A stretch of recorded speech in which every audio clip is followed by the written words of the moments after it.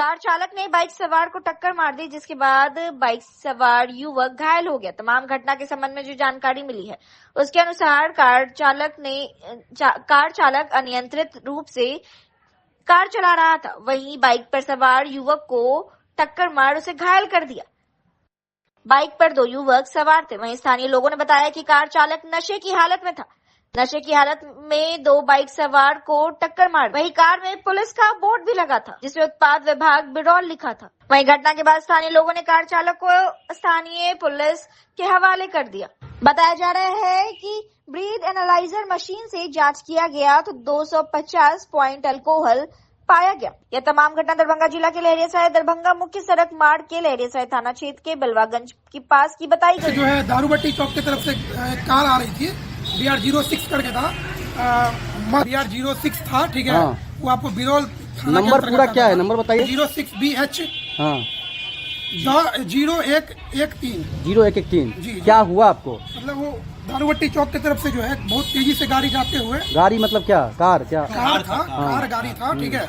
उन्होंने एक मोटरसाइकिल सवार आदमी को बेतरीके ठोक दिया और वो उठा के फेंका गया। वो आदमी मतलब उछल गया? एकदम उछल गया। हाँ फिर क्या हुआ उसको? लेकिन वो जब देखा गया हाँ। तो वो जो ड्राइवर था वो पिए हुआ था। हाँ। जबकि वो गाड़ी जो है हाँ। मद निषेध के बोर्ड लगी हुई थी, हाँ। प्रशासन का बोर्ड लगा हुआ था। हाँ। तो मतलब आप लोग ऐसे बोल रहे हैं पिया हुआ था कि पिया हुआ था? नहीं, पिया हुआ था। बात सही लग पिया रहा था, हुआ था। हम लोगों ने चेक किया, हम लोगों ने बात देखा, सही लग रहा था, नर्वसा बोल रहा रहा था, था। बात उसका लटपटा रहा था, प्रशासन भी आया था, पूरा हिल पे गिर रहा वो था। गिरते पड़ते गाड़ी चला रही थी, ठीक है। अच्छा। उसी की वजह से उन्होंने कितने आदमी को ठोका? एक पहले ऑटो एक वाला के पीछे भी एक ऑटो वाले को ठोक के आया है मोटरसाइकिल और फिर यहाँ पे मोटरसाइकिल में 2 आदमी सवार था, उसको ठोका, वो फेंका गया। तो क्या लोग बचे हैं कि ऊपर वाले की कृपा से नहीं, बचे नहीं, हैं? नहीं, लोग ठीक है, बचे हुए कागज है, हैं, बचे हुए भगवान के पास से बच गया है। पैर वैर जो है थोड़ा सा फ्रैक्चर टाइप का लग रहा है। क्या? उनको अभी फिलहाल जो है क्या तत्काल। नाम था जिनको चोट लगा है? एक का गणेश शाह था, ठीक है, और एक का दीनू था। क्या नाम है आपका? मेरा नाम नितिन कुमार आनंद है। आपका? सुभाष कुमार, आपका? अमित कुमार, आपका? रोशन कुमार, आपका? रंजीत कुमार। सब अच्छे से चल रहा होली? हाँ, सब बढ़िया, सब हैप्पी। आपको? कार से आ रहे तब घर से निकलवे किए और यहाँ पर जो है आए हैं तो मेरा साला जो है भैया का रोका है, कहा कि अबीर खेलने के लिए दोनों का हम गाड़ी से उतर के अबीर एक दूसरे को लगाइए रहे, कार आया उड़ा दिया सीधे। तो नॉर्मल था ड्राइवर की लिए हुआ है, लिया हुआ है? लिया मतलब क्या, पिया हुआ है? क्या नाम है आपका? नाम क्या हुआ? नाम हाँ? गणेश कुमार। अखिल भारतीय नौजवान संघ AIYF का 14वां जिला सम्मेलन एवं आम सभा कार्यक्रम का आयोजन किया गया दरभंगा जिला के धरना स्थल मैदान लहरियासराय में रविवार को। वहीं इस कार्यक्रम के अवसर पर उद्घाटनकर्ता मुख्य वक्ता के रूप में उपस्थित हुए सुखजिंदर महेश्वरी, राष्ट्रीय अध्यक्ष AIYF। वहीं लोगों ने अपने संबोधन में बोलते हुए कहा कि प्रत्येक वर्ष 2 करोड़ लोगों को नौकरी देने का वादा कहाँ गया, 15 लाख रुपए देने का वादा कहाँ गया। जमकर सरकार पर निशाना साधा और कहा कि अखिल भारतीय नौजवान AIYF जो नौजवानों की समस्या के निदान के लिए इस संघ का गठन किया गया। AIYF शिक्षा के बाद रोजगार की गारंटी, काम के अधिकार को मौलिक अधिकार के रूप में संविधान में शामिल करने, काम नहीं देने की स्थिति में बेरोजगारी भत्ता देने, नौजवानों को काम के लिए रोजगार सृजन की व्यवस्था करने आदि सवाल पर संघर्ष करती रहती है। लेकिन देश की सरकार आज तक नौजवानों को रोजगार देने में अक्षम रही है। इतना ही नहीं, रोजगार के अवसर पर को समाप्त कर रही है। जिला के अंदर सकड़ी, रयाम, लोहट चीनी मिल एवं अशोक पेपर मिल जैसे उद्योगों को बंद कर दिया गया। हालांकि नौजवान संघ ने अपने संघर्ष के बदौलत दरभंगा में एम्स की स्थापना, बड़ी लाइन का निर्माण एवं दोहरीकरण, शिक्षकों की नियुक्ति जैसे कार्य हुए हैं। लेकिन आज भी बड़े पैमाने पर युवा बेरोजगारी के कारण गलत कार्य करने के लिए मजबूर हो रहे हैं। चाहे बिहार आते हैं तो सबसे बड़ा इशू बिहार का खास तौर पर ये रोजगार रहता है। खाली ये बिहार का नहीं, अब पूरे देश का इशू हो गया है। हमारे देश में लगभग 40 करोड़ युवा हैं जिनके पास स्थायी रोजगार नहीं है। देश पे सत्ता पे विराजमान भाजपा ने कहा था, आज से 10 साल पहले कहा था कि यदि हम भाजपा सत्ता में आएगी तो प्रतिवर्ष 2 करोड़ रोजगार देंगे। 10 साल सत्ता शासन पूरे किए, 20 करोड़ रोजगार नहीं मिले। बजाय इसके कि कोरोना काल में बहुत से लोगों का रोजगार छिन गया, लोगों के कारोबार छिन गए। रोजगार की व्यवस्था नहीं की गई।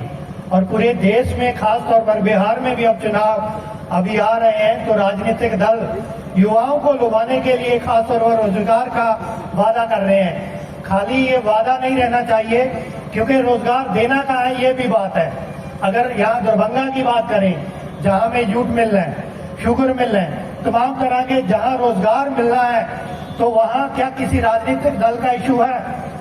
जितने रोजगार देने की जहाँ व्यवस्था हो सकती थी, वहाँ सब, चाहे वो कांग्रेस की गवर्नमेंट हो, चाहे भाजपा की गवर्नमेंट हो, उन्होंने प्राइवेट कर दिया है। तो हमारा issue all India youth federation का ये भी है कि ये पब्लिक सेक्टर है, ये मजबूत होना चाहिए। तमाम तरह की मिलें हैं वो चालू होनी चाहिए, वहाँ लाखों लोगों को रोजगार मिलेगा। और पूरे देश भर में हम इस बात के लिए आंदोलन कर रहे हैं कि जैसे देश में पहले रोजगार की 100 दिन रोजगार की, ग्रामीण क्षेत्र में रोजगार की गारंटी की है, प्रावधान है, उसी तरीके का जो युवा पढ़ा लिखा है, जिसके पास डिग्री है, डिप्लोमा है, किसी ने कॉलेज का पढ़ाई की हुई है, किसी ने MBBS की हुई है, किसी ने इंजीनियरिंग की हुई है, तो उनको उनकी योग्यता के मुताबिक रोजगार की गारंटी का हमारे देश की पार्लियामेंट में प्रावधान होना चाहिए।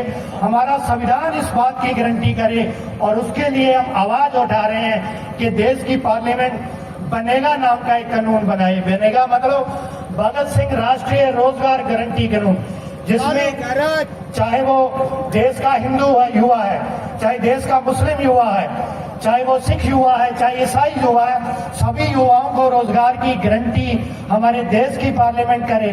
अगर हमारे देश का युवा वोट डाल के एक पार्लियामेंट को, सदस्य को रोजगार की गारंटी दे सकता है 5 साल के लिए, एक विधानसभा के नेता को रोजगार की गारंटी दे सकता है, लेकिन जो वोट डालने के लिए जाते हैं, जो विधानसभा में सदस्य भेज देते हैं, पार्लियामेंट में सांसद भेज देते हैं, उनके लिए रोजगार की कोई गारंटी नहीं है। हम इस बात के लिए आंदोलन कर रहे हैं कि सभी युवाओं को रोजगार की गारंटी होनी चाहिए। चुनाव से पहले आप बिहार में आए हैं, खास दरभंगा में आए हैं, और ये जो दरभंगा है ये महागठबंधन का बहुत कमजोर हो चुका है, जिससे आप लोगों की पार्टी गठबंधन में है। तो क्या कहेंगे, कैसे मजबूत होगा, क्या उस परिदृश्य में देखा जाए? महागठबंधन चाहे कोई भी गठबंधन हो, किस बात को लेकर होगा? सबसे बड़ी बात है कि इशू क्या रहेगा। बिहार का सबसे बड़ा इशू है, रोजगार का इशू है। महागठबंधन में भी ये इशू रहना चाहिए कि जो भी गठबंधन का पार्टी होगा वो रोजगार की गारंटी कैसे देगा। रोजगार की गारंटी इसी बात से हो सकती है, अगर देश के तमाम तरह के जो हमारे संस्थान है, चाहे वो स्कूल है, चाहे हमारी रेलवे है, और चाहे हमारे मिल हैं, अगर वो प्राइवेट होंगे, अगर गठबंधन में ये इशू नहीं रहेगा, अगर इशू रहेगा कि यहाँ हमने गवर्नमेंट शिक्षा देनी है, हमें स्वास्थ्य सभी लोगों को देना है, हमने ये मिलों को चालू करना है, हमारी देश में रेलवे है, हमारी देश की ट्रांसपोर्ट है, हमारे देश के जो बैंक हैं, उसके लिए महागठबंधन क्या सोचता है? हम अपनी पार्टी की ओर से और संगठन के ओर से ये बात रखेंगे कि रोजगार मेन इशू है, रोजगार की गारंटी का कानून मेन इशू है। खाली ये इशू नहीं है कि गठबंधन आए और गठबंधन को वोट डालना है। वोट किस बात के लिए डालना है? लोग आते हैं, राजनीतिक दल आते हैं, लोगों से, खास तौर पर युवाओं से वोट लेते हैं। भाजपा ने भी कहा था कि हम सत्ता में आएंगे तो युवाओं को बहुत कुछ देने वाले हैं। 15 करोड़ तक का वादा किया था, 15 लाख तक का वादा किया था, तमाम तरह के वादे किए थे, नौकरी का वादा किया था, लेकिन नौकरी के लिए कोई कानून बनाने की बात वह गठबंधन के हो, हम इस बात के लिए प्रयास करेंगे। आप पंजाब से बिहार के दरभंगा जिला में आए, क्या कुछ देखने को मिला? बिहार से चाहे आप तमिलनाडु जाओ, ये बात देखने को मिलती है कि खास तौर पर जो बिहार के बच्चे हैं जिनकी एज 10 साल से लेकर 25 साल तक है, जिनको हम सोचते हैं कि बिहार के स्कूल में होना चाहिए, कॉलेज में होना चाहिए, वो ट्रेन के जनरल डब्बे में लटके जाते हैं। उनके पास पीने के लिए पानी भी नहीं रहता, खाने के लिए कुछ वहाँ भी नहीं रहता, और जहाँ वो काम करते हैं वहाँ भी स्थायी रोजगार नहीं है। वहाँ कोई भी अगर चाहे कभी उनको रोजगार से छटनी हो जाती है। अगर कोरोना काल का दौर आता है तो आपने देखा होगा कि मुंबई से पैदल चल के यहाँ आने के लिए लोग मजबूर हुए।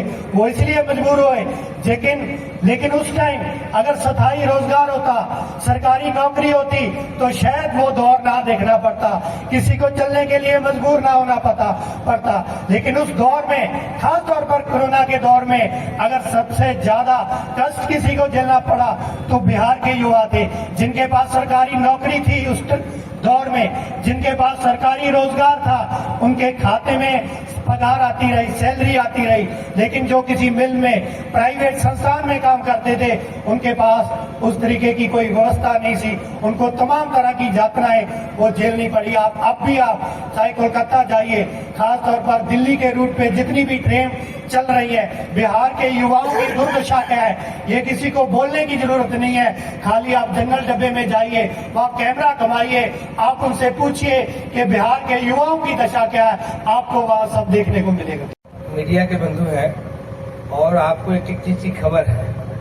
आप पलायन को देखना है तो बगल में दरभंगा रेलवे स्टेशन है, जो ट्रेनें यहाँ से दिल्ली के लिए या बाहर के प्रदेशों में जाती है, वहाँ जाके देख लीजिए पलायन का आलम क्या है। तो इस बात से आप इनकार नहीं कर सकते कि 20 साल के दौरान नीतीश जी ने पिछले 4 साल 5 साल में, शुरुआती 4 साल में जो है थोड़ा प्रयास लोगों ने कहा कि किया, वो अब जो है उल्टी दिशा में चल गई है। जिस पैमाने पर उन्होंने शुरुआती दौर में रोकने का प्रयास थोड़ा सा किया, अब वो कई गुना ज्यादा बढ़ गया। आप पलायन की बात कीजिए, आप वो कहते हैं जंगल राज। आज लखीसराय में 80 वर्ष की महिला के साथ गैंगरेप होता है। नालंदा में एक 21 वर्ष के युवती के पैर में जो है वो कीलें ठोक दी जाती है। अब इससे बड़ा आपको जंगल राज क्या मिलेगा। पिछले 3 दिनों में 4 जिलों में यहाँ जो पुलिस पदाधिकारियों पर हमले हुए, हत्याएं हो गई है पुलिस पदाधिकारियों की। तो अब बिहार की स्थिति का इससे अच्छा वर्णन आपको कहाँ मिलेगा। विजय कुमार सिन्हा तो बोल रहे हैं जो लोग ये क्राइम कर रहे हैं उन्हें इनकाउंटर किया जा रहा है। देखिए विजय कुमार सिन्हा जी क्या बोलते हैं और सरकार में उनकी क्या हैसियत है यह सब जानते हैं। विजय कुमार सिन्हा बस ऐसे बोलते रहते हैं, सरकार में उनकी कोई हैसियत वगैरह है नहीं।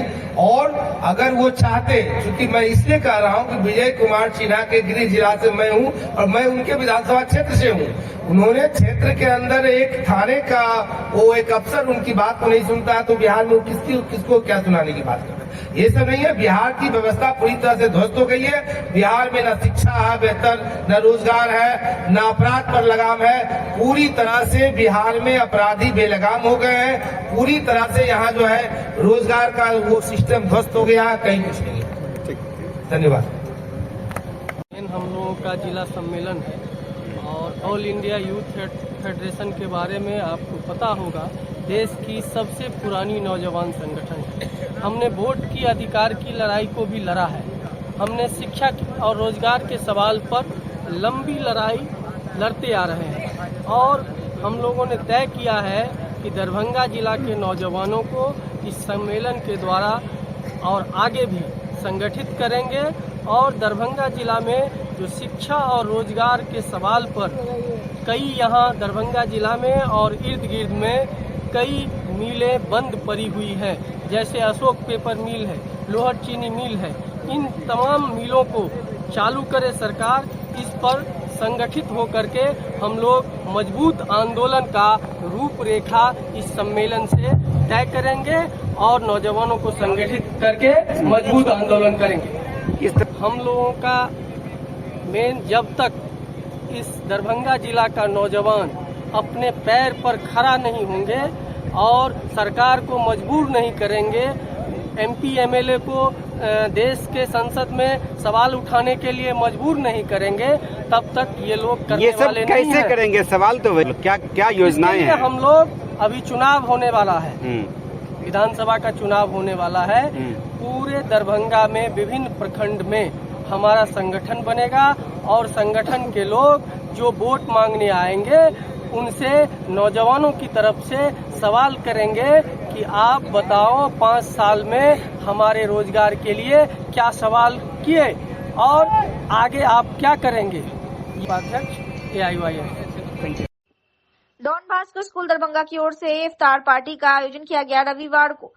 डॉन बास्को स्कूल बीबी पाकर दरभंगा के प्रांगण में। वहीं आयोजित इफ्तार पार्टी में पूर्व केंद्रीय मंत्री मोहम्मद अली अशरफ फातमी, पूर्व विधायक डॉक्टर फराज फातमी, दरभंगा के वरिष्ठ अधिवक्ता अंबर इमाम हाशमी उर्फ छोटे बाबू, अधिवक्ता मोहम्मद मुमताज आलम, इनके अलावा विक्की मिश्रा, शैलेंद्र कुमार कश्यप, शशि कुमार नीलू, सैकड़ों की संख्या में लोगों ने शिरकत दिखाई। इस इफ्तार पार्टी में हिंदू समुदाय के भी कई लोगों ने शिरकत की, जो हिंदू मुस्लिम की एकता का मिसाल देखने को मिला। हमने इफ्तार पार्टी के संबंध में डॉन बास्को स्कूल के अबू बकर आब्दी से बात की तो उन्होंने कहा कि प्रत्येक वर्ष डॉन बास्को स्कूल दरभंगा के द्वारा रोजा इफ्तार पार्टी का आयोजन किया जाता है। इस वर्ष भी किया गया है, जिसमें हिंदू मुस्लिम सभी समाज के लोगों ने शिरकत ली है। उन्होंने कहा कि हिंदू मुस्लिम सभी धर्म में एकता का मिसाल है, यह हिंदुस्तान की पहचान है। और साथ ही में कहा कि हम सभी समुदाय के लोग आपस में मिलजुल कर रहेंगे और हिंदुस्तान पूरे विश्व में खूब तरक्की करेगा। इफ्तार के संबंध में हमने मोहम्मद अली अशरफ फातमी, पूर्व केंद्रीय मंत्री, से भी बात की। क्या कुछ कहा उन्होंने, हम आपको सुना रहे हैं। रोजा इफ्तार पार्टी का आयोजन किया गया है डॉन बॉस्को स्कूल में, आप भी यहाँ इफ्तार पार्टी में शामिल हुए, क्या कहना चाहेंगे? नहीं, बड़ी खुशी की बात है कि ये जो पहले भी यहाँ बराबर इफ्तार होता रहा है और मैं आता रहा हूँ, और आब्दी साहब अब नहीं रहे हम लोगों के बीच में, लेकिन उनके साहबजादे ने ये जो इफ्तार पार्टी रखा बड़ा अच्छा लगा, और मैं दूसरी जगह की इफ्तार छोड़ करके यहाँ आया हूँ ताकि थोड़ी पुरानी याद भी ताज़ा हो और लोगों से मुलाकात भी हो जाए। तो ये तो एक पाक महीना है, इसमें सभी लोग रोज़ा रख रहे हैं, अपनी मग़फ़िरत की दुआ कर रहे हैं नमाज़ों में, और सभी को मैं मुबारकबाद देता हूँ कि आप खुशी खुशी इत्मीनान से, आराम से और किसी के बहकावे में नहीं आना है, आराम से अपना रोज़ा रखें, ईद की नमाज अदा करें और इसमें भाईचारा, प्यार, मोहब्बत का पैगाम देते रहें। आज भी काफ़ी लोग यहाँ, सभी मज़हब के लोग यहाँ शामिल हुए, तो बहुत अच्छा लग रहा है।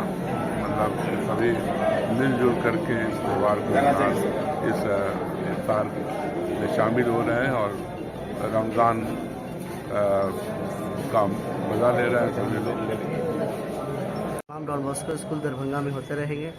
इसमें आपके एक्स HRD मिनिस्टर जनाब अली अशरफ फातमी साहब, क्यूटी के पूर्व MLA जनाब फराज फातमी साहब, अंबर इमाम हाशमी साहब, एडवोकेट मुमताज़ साहब और भी दरभंगा के कई गण्यमान हस्ती इस दावत इफ्तार में अपनी शिरकत फरमाए। साथ ही साथ दरभंगा के कई हिंदू भाई, हमारे दूसरे मज़हब के लोग भी इस दावत इफ्तार में शामिल हुए और हिंदुस्तान की जो असल पहचान है, जो असल एकता है, जो हिंदुस्तान की एक पहचान है, भाईचारा, एकता, क्या उसका मिसाल पेश किया।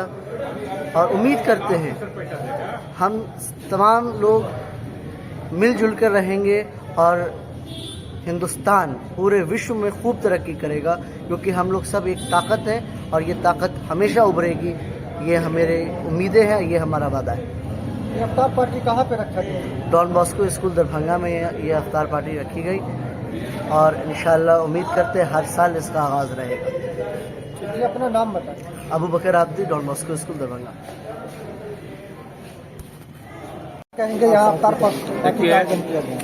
आज अभी हम लोग दरभंगा करमगंज स्थित डॉन बॉस्को स्कूल में आयोजित इफ्तार पार्टी में सम्मिलित हुए हैं। और ये इफ्तार पार्टी अभी जो वर्तमान में फहद आब्दी और अबू बकर आब्दी के द्वारा आयोजित किया गया है। इससे पूर्व इनके वालिद से आब्दी के द्वारा आयोजित किया जाता था और हम सभी उस समय से भी आ रहे हैं और आज भी उस परिपाटी को इनके पुत्र द्वारा निभाया जा रहा है। ये बड़ी प्रसन्नता की बात है। और आज जो हम लोग सम्मिलित हुए हैं बड़ा हर्ष के साथ, सभी मुस्लिम भाई बैठ करके अपना इफ्तार कर रहे हैं और हम सब भी उसमें आनंदित एक साथ बैठ के आनंदित हो रहे हैं।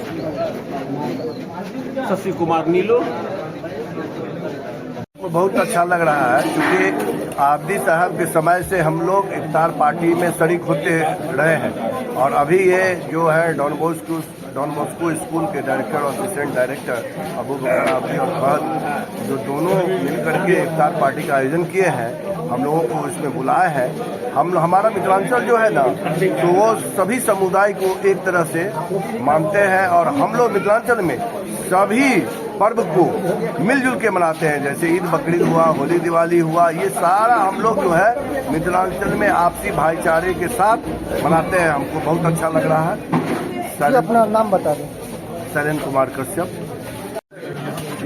इससे बढ़िया और देखने को मिसाल नहीं मिलेगी।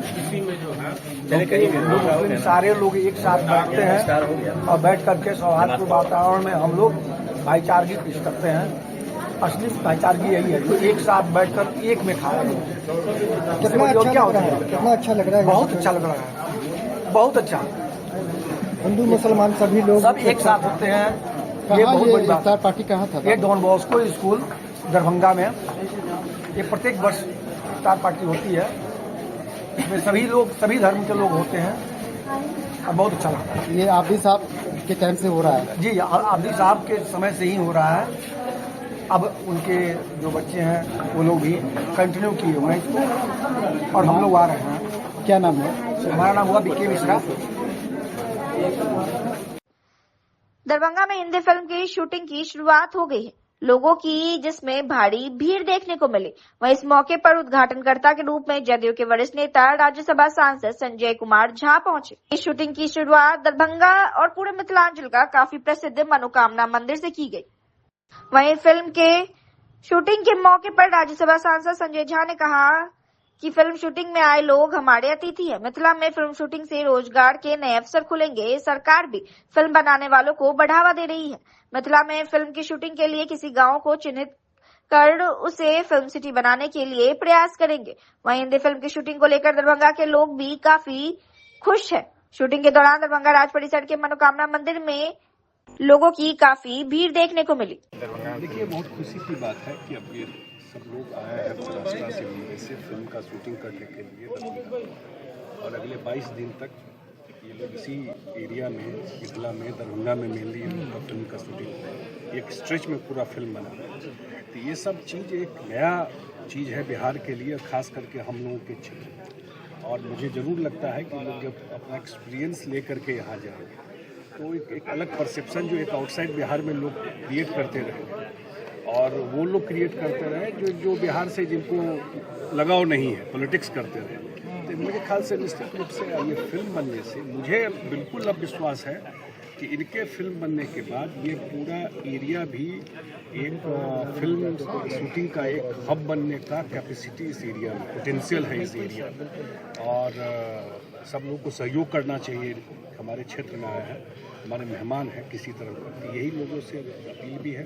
और मुझे लगता है कि मिथिला में घूम कर, क्योंकि ये सब एरिया बहुत एक्सपोजर नहीं है, ये सब एरिया लोगों ने देखा नहीं, अनटैप्ड एरिया। तो यहाँ पर जब ये लोग करके फिल्म का काम करेंगे, नया नया जगह को देश दुनिया में दिखाएंगे, मिथिला दरभंगा का भी बड़ा पोटेंशियल है। सर, सरकार ने भी कदम उठाया कि फिल्म उद्योग को यहाँ बढ़ावा दे, इसके लिए सब्सिडी का भी अनाउंस किया गया था। क्या लगता है वो भी एक चीज़ है जो खींच के लाई है? आने वाले टाइम में एक बहुत बड़ा पोटेंशियल है।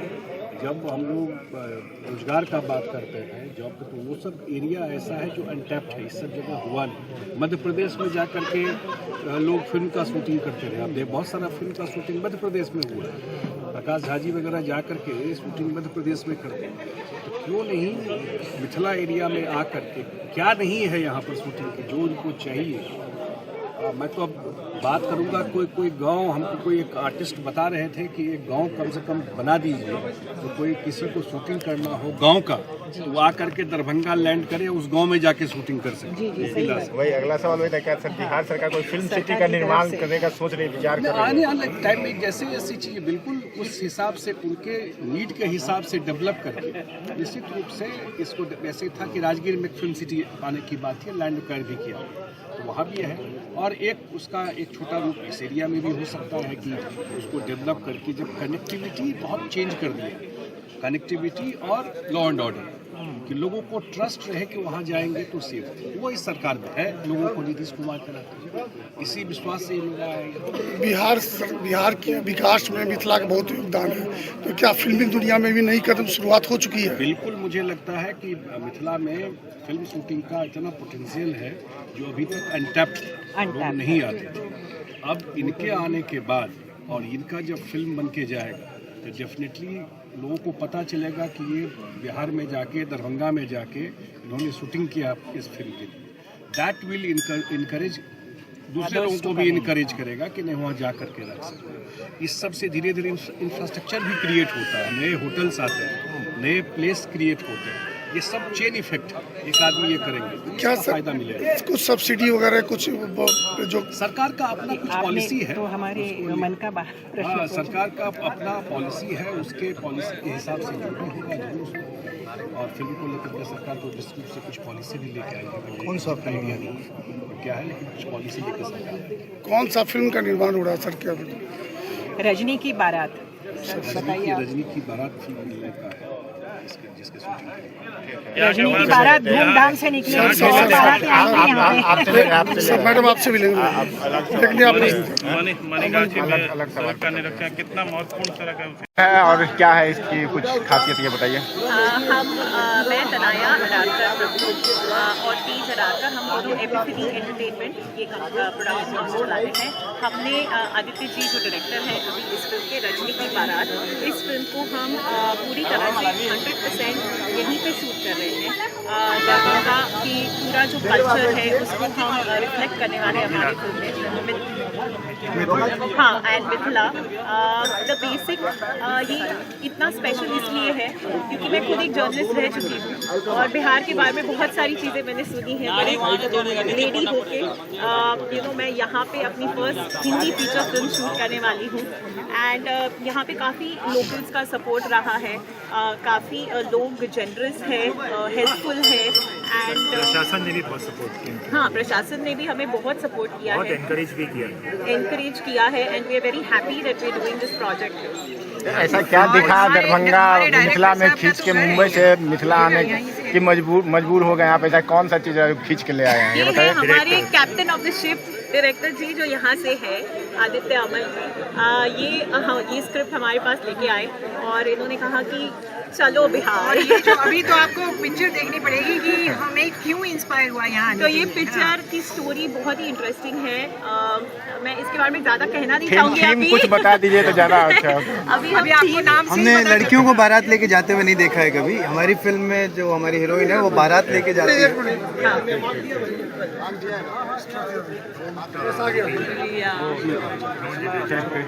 मिथिला की कहानी है एक लड़की की। पिछली बार राम आए थे यहाँ से सीता जी को लेने के लिए, इस बार कुछ नया देखने को मिलेगा जो कि इतिहास रच सकता है। अब ये बताएं कि ये सोच जो होगा करने का लॉ एंड ऑर्डर को लेकर के कई तरह की नहीं, प्रशासन पूरी तरीके से साथ में है और काफ़ी बदल गया है। और हमारे जैसे मैं यहीं का हूँ, मेरा घर झंझारपुर हुआ, तो हम लोग अगर वापस नहीं लाएंगे, लोगों को नहीं लाएंगे तो कौन लाएगा? भरोसा हमें रहना चाहिए और लोग काफ़ी अच्छे हैं और हेल्प करेंगे। ये परसेप्शन है जो क्रिएट हो जाता है, आप लोग शायद क्रिएट कर देते हैं ना। बदल रहा है, बिहार बदल रहा है, बिल्कुल पूरी तरीके से बदल रहा है और बहुत बढ़िया करेगा। बजट की बात करें तो कितनी की बजट हो सकती है? ये सब जानकारी मेरे पास नहीं है। कब तक चलेगी शूटिंग? शूट अभी 20 से 22 दिन हम लोग यहीं पे हैं, मिथिला रीजन में हम लोग यहीं पे शूट करेंगे। कलाकार कौन कौन होंगे इसके अंदर? कलाकार जरीना जी हैं, सुनीता राजभर हैं, उल्का गुप्ता हैं, कनिष्क हैं, अश्वथ जी हैं, तो ये सारे कलाकार हैं। किस तरह की फिल्म होगी? मतलब ड्रामेडी है, ये एक ड्रामा कॉमेडी है जो कि देख के आप एंजॉय करेंगे और बाकी आपको फिल्म देखनी पड़ेगी नाम बताइए, जब बन जाए। फिल्म, मेरा नाम आदित्य अमन और फिल्म का नाम है रजनी की बारात।